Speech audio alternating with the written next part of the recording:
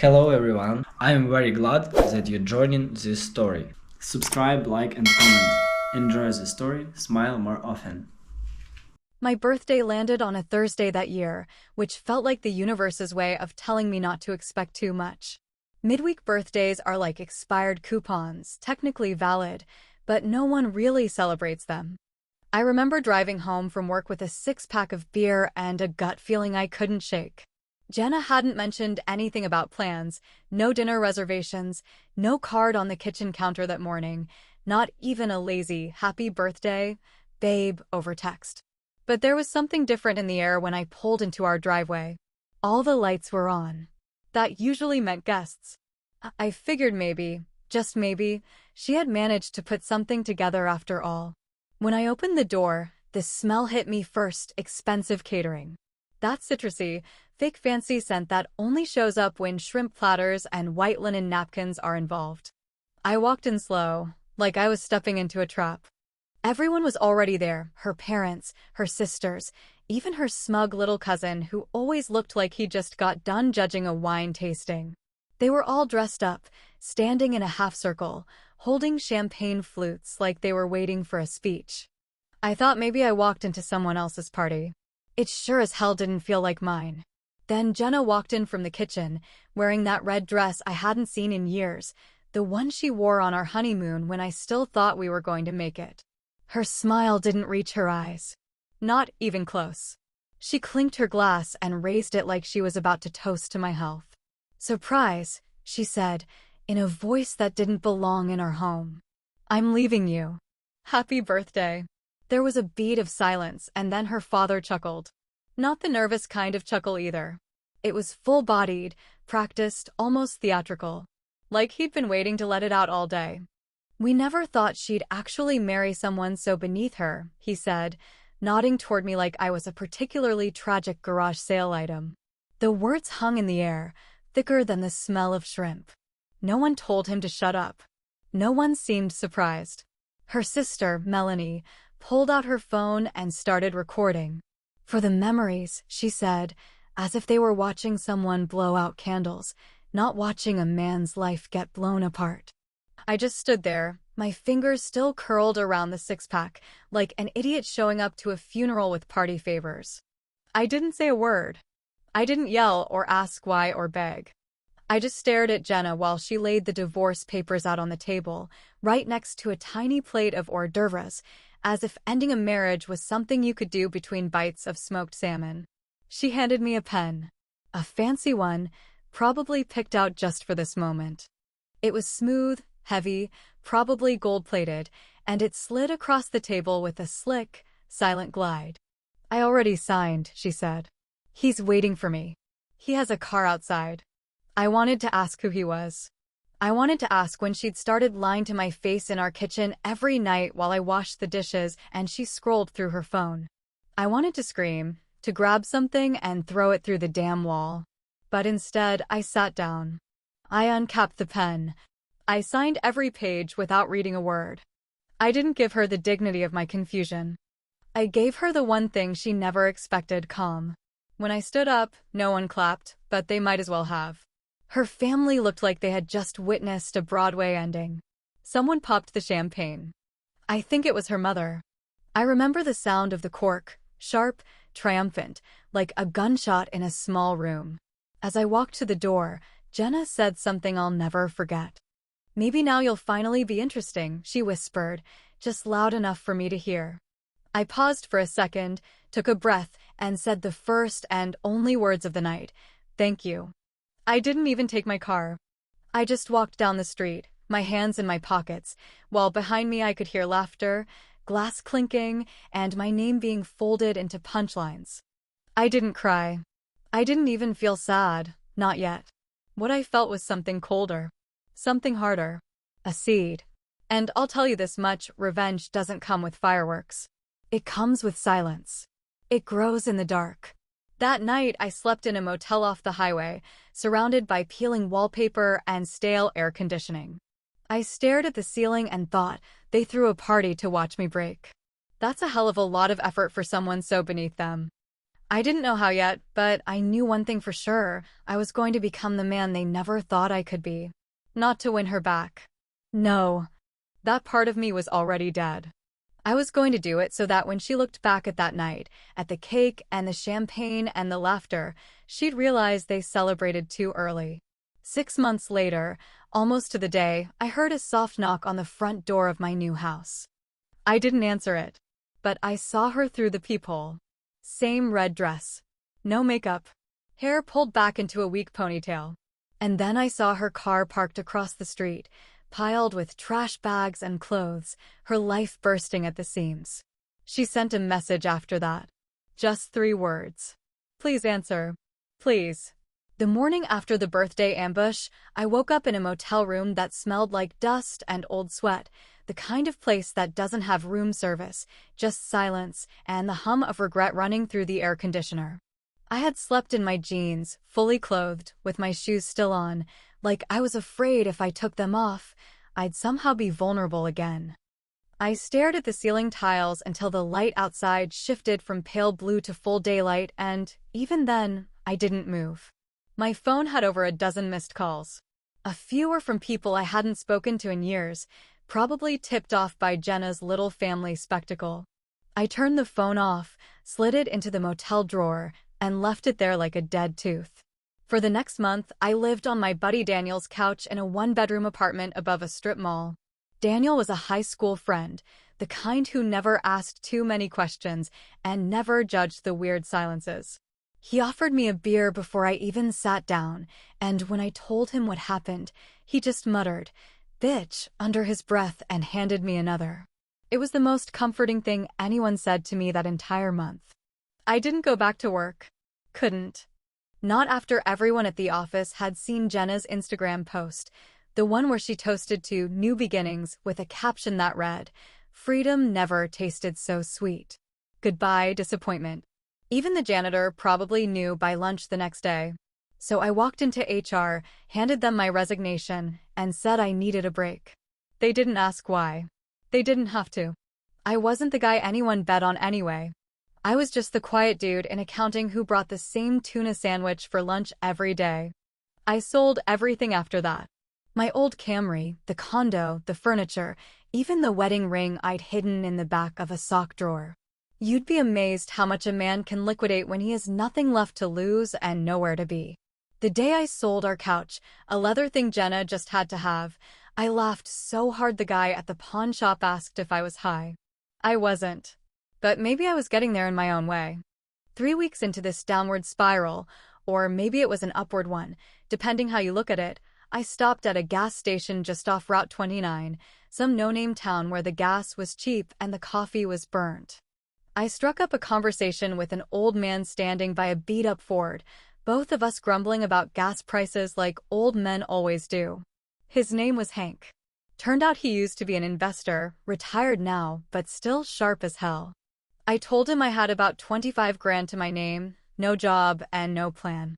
He looked me dead in the eye and said, "Good. Then you won't be scared to take a risk." Over the next 6 months, Hank taught me everything he knew. I lived out of a rented basement apartment and started flipping properties with a hunger that could only come from being publicly humiliated in front of a room full of people who once called you family. I started small, just one crappy foreclosure in a neighborhood where stray dogs outnumbered people. I cleaned it up myself, flipped it in 6 weeks, and turned around 30 grand profit. Then I did it again. And again. And again. By month 4, I had flipped 7 houses total and made over $150,000 in profit. That's like 20 grand per house. Give or take. Math's not my strong suit, but the bank account didn't lie. Meanwhile, I never posted a single thing online. No Instagram, no Facebook, not even a LinkedIn update. People assumed I had disappeared, maybe moved out of state or gone on some pathetic soul-searching road trip. Jenna probably thought I was sleeping on Daniel's couch forever, still crying into beer cans and scrolling through old photos. But I had vanished on purpose. You see, revenge works best when no one sees you coming. I heard through the grapevine, mostly Daniel, who stayed in touch with folks from back home, that things weren't going too hot in Jenna's perfect new life. Her knight in shining armor, Greg, turned out to be more like a crusty tin can of broken promises. He lost his job 2 months in, something about HR violations, and a very pissed off ex-girlfriend. Plural, actually. Guy had at least 2 baby mamas Jenna conveniently forgot to mention when she introduced him as a real man who knows what he wants. Apparently, Jenna moved in with him and started picking up bartending shifts again to cover the rent. He'd disappear for whole weekends, come back reeking of weed and perfume, and tell her to get over it. She cried to her sister about it, but Melanie had already moved on to someone else's drama. Her dad, the same guy who laughed in my face while popping champagne, apparently told her, "You made your bed." And me? I never answered a single call. But I kept the voicemails. 47 missed calls in one day. 47. She went from rage to guilt to desperation in the span of 12 hours. One of them ended with her whispering, "I miss the way you used to look at me like I mattered." I didn't listen to that one twice. I waited. I kept flipping, kept stacking money, kept my name quiet, my face lower. I drove a used truck, lived simply, worked 16-hour days, and slept like a rock every night. I became the ghost of the man she tried to bury. But unlike a ghost, I wasn't stuck in the past. I was building something. I was planning. And then, one morning, as I backed out of the driveway of the house I now owned, fully paid for, by the way, I saw a familiar car parked across the street. Same car I used to fill with gas every week while she scrolled through her phone in the passenger seat. It was packed full of clothes, boxes, and sadness. She was asleep inside it, curled up in the front seat, wearing my old hoodie. I didn't wake her. I went back inside and watched from the window. She stayed there all day. And that night, she sent a text. Just 3 words. "Please talk. Please." The third day was the one that changed everything, though the first 2 already told me most of what I needed to know. I watched her through the security cameras, those discreet little black domes I had installed myself when I bought the place outright, a clean split from the life I used to lead. She hadn't noticed them, of course. Most people never do, especially when they're desperate, distracted, and pretending the world isn't watching them unravel right there in broad daylight. When I first saw her car parked across the street, I thought it was just coincidence or maybe bad luck on her part, that she had somehow ended up homeless and just happened to land near the one house she had once walked away from like it was beneath her heels. But by the second morning, when she was still there, bundled up in my old gray hoodie with the sleeves pulled over her hands like a kid trying to hide, I knew it wasn't an accident. She had come back, to me, to this house, to whatever she thought still existed between us. From the window upstairs, behind the blinds I never opened anymore, I could see everything. Her face was thinner now, hollowed out in ways that had nothing to do with diet or discipline. Her nails, once always polished in sharp reds or clean nudes, were chipped down to the quick, and she kept running her fingers through her hair like she was trying to smooth the panic out of her scalp. The shine she used to have, that easy, performative sparkle she wore like perfume, was gone. All that was left now was a quiet kind of misery, the kind that clings to people long after the crowd stops clapping. She knocked on my door only once the first day. Just once, like she was afraid of what it would mean if I answered, and more afraid of what it would mean if I didn't. I didn't answer. I didn't even shift in my chair. I just watched her from the feed on my phone while she stood there for a minute, maybe 2, then walked back to her car and curled up in the front seat like it was the last place on earth that still had her name on it. The texts started later that night. One by one, then all at once, like her dam finally cracked and all the things she'd kept sealed behind pride and bad decisions came flooding out. "Please, Mark. Just talk to me," was the first one. Then, "You were the only one who ever cared." That one almost made me feel something, which pissed me off more than I expected. I didn't reply. Not that day. Not the next. The neighbors started to notice, of course. You can't live in a quiet suburb without people peeking through curtains and whispering about the strange woman sleeping in her car with puffy eyes and a phone that buzzed constantly with unanswered hope. Mrs. Barnes from next door came by under the pretense of returning my mail, but she was clearly just nosy, fishing for gossip, her eyes darting toward the street as she asked, "You all right, Han?" "Saw someone out there yesterday." I said nothing meaningful, just nodded, thanked her, and shut the door gently before she could ask anything else. By the third night, something shifted in me. Maybe it was the way Jenna didn't knock at all that day, just sat there silently, head resting against the window, her breath fogging up the glass in sad, slow rhythms. Maybe it was the text she sent that evening, "I have nowhere else to go." Or maybe it was just time. Time has a funny way of dulling rage but sharpening the need for closure. I wasn't angry anymore. I was something else. I was calculating. So I finally picked up my phone and typed a single message. Dinner. Tomorrow. 8 o'clock. No address. No smiley face. No warmth. Just an invitation. She replied within seconds with a yes. "Thank you. Thank you." She sent another after that. "I miss you." I didn't respond. The next day I made reservations at the one place she never thought I'd set foot in again, Toscano's, the same restaurant where she celebrated my humiliation with that group of clapping, grinning assholes.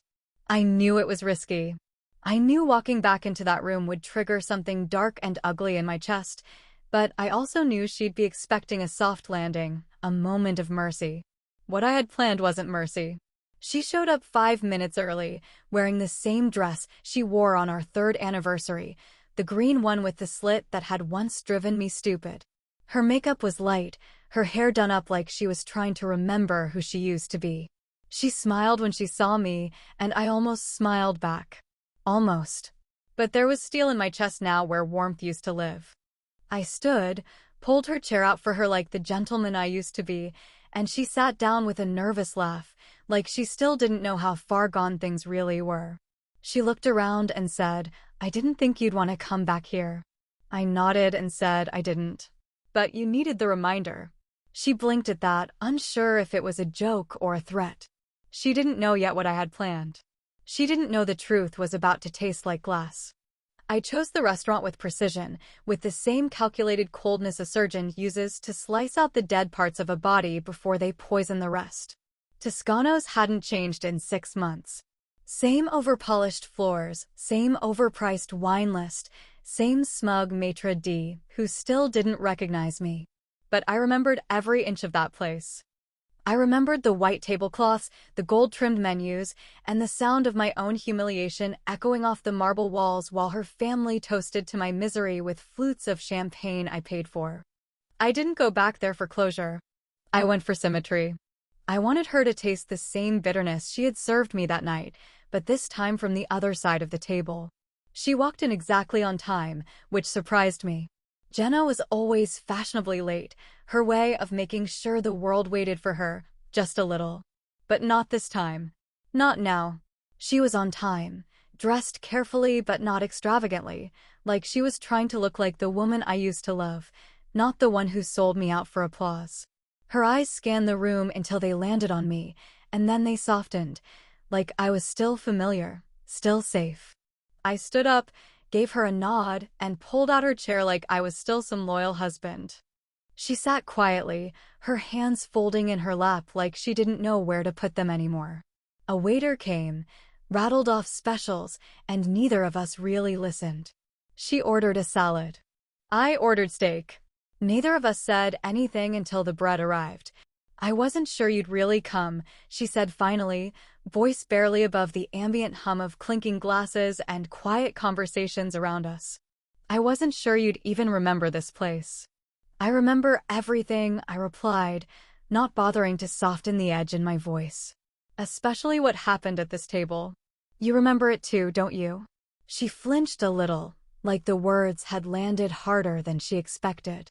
She looked down at her water glass, swirled it slightly, then exhaled. "Mark, I made a mistake. A huge one. I don't even know where to begin." The appetizers came. She barely touched hers. I didn't rush her. I let her talk. She cried into her arugula, told me how Greg turned out to be a nightmare, how he lied, how he stole from her, how he cheated with women half her age and twice as shameless.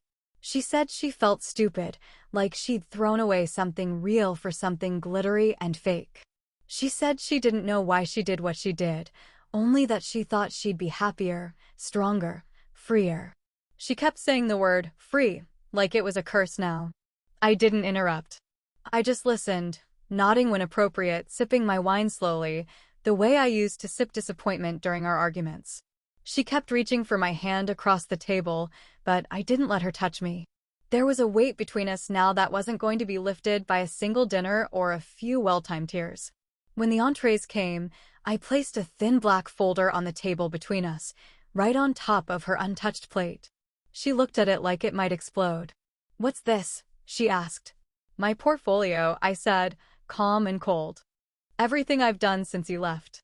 Every house I flipped, every dollar I earned, every property I own now. It's all there."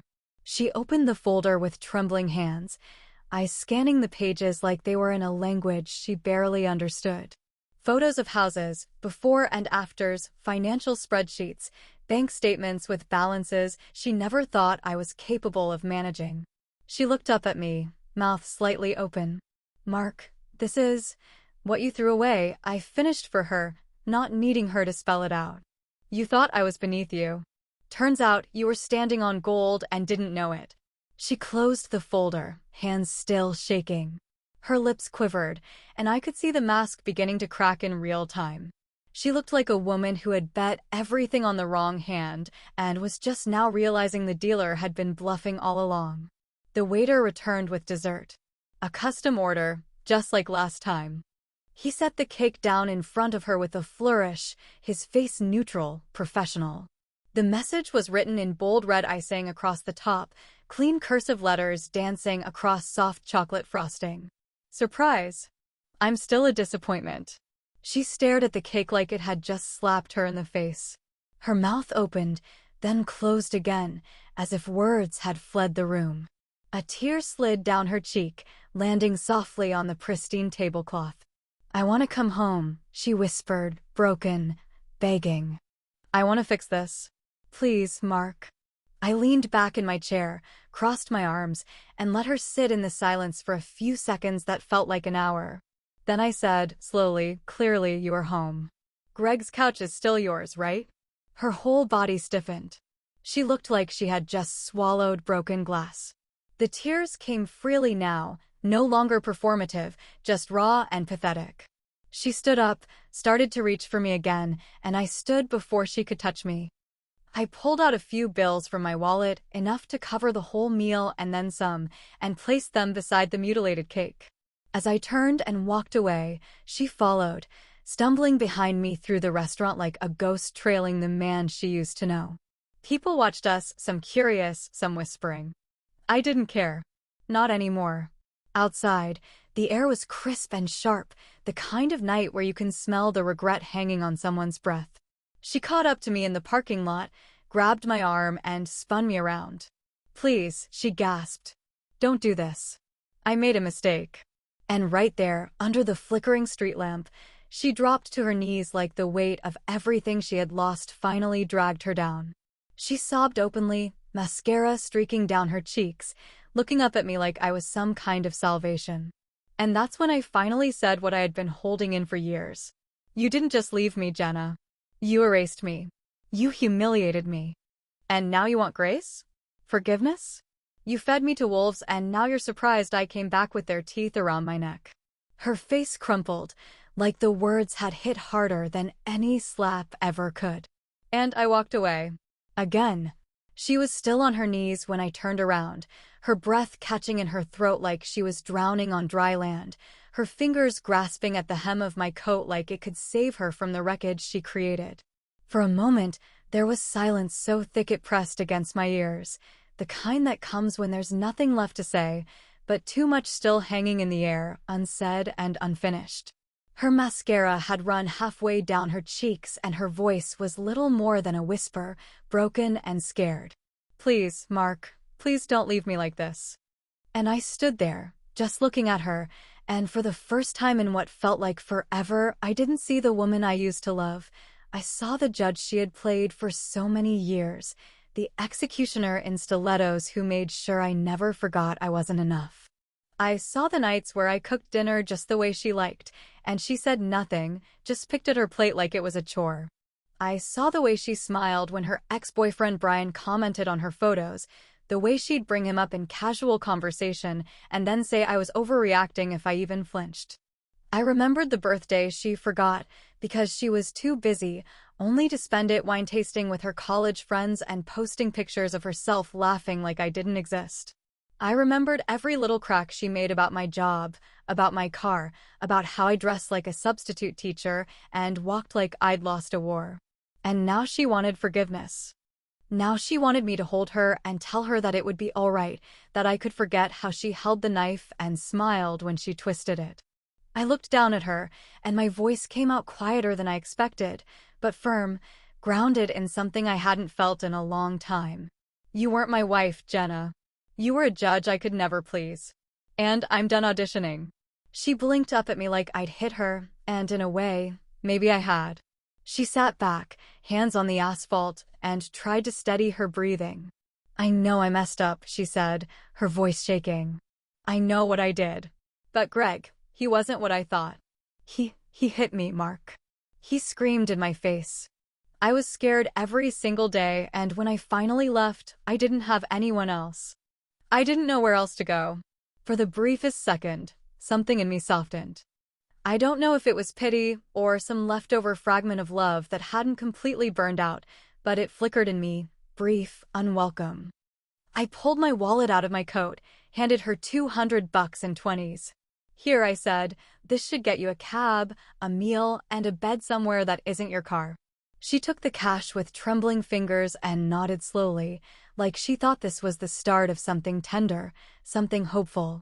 And maybe, if this were a movie or a sermon, it would have been. But this wasn't either. It was real life.